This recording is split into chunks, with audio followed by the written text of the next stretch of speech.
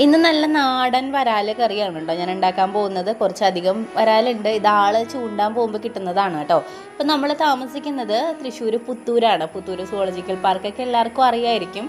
അപ്പോൾ അതിൻ്റെ അടുത്തായിട്ടാണ് കേട്ടോ നമ്മൾ താമസിക്കുന്നത്. അപ്പോൾ ഇവിടെ നിറച്ച് ഒരു കായലുണ്ട്, പുത്തൂർ കായൽ എന്ന് പറയും. കായലിനോട് ചേർന്നിട്ട് നിറയെ കണ്ടങ്ങളാണ് കേട്ടോ. അവിടെ നിറയെ മീനുണ്ട്.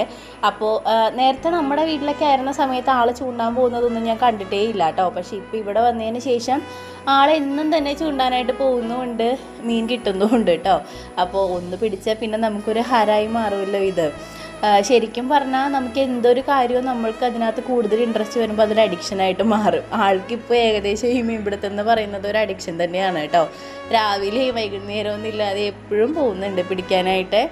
അപ്പോൾ ഇന്നത് കുറച്ച് കറിയാക്കിയിട്ട് കപ്പയുടെ കൂടെ കഴിക്കാമെന്ന് വിചാരിച്ചു.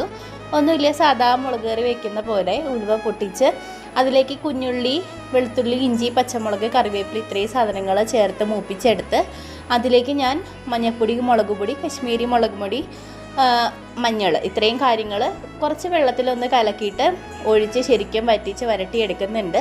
അതിലേക്ക് കുടംപുളി ചേർത്ത് ആവശ്യത്തിന് വെള്ളവും ചേർത്ത് ഉപ്പിട്ട് തിളപ്പിച്ച് മീൻ കഷ്ണങ്ങൾ തട്ടിക്കൊടുത്ത് തിളപ്പിച്ച് കുറുക്കിയെടുക്കുക ചെയ്യാം.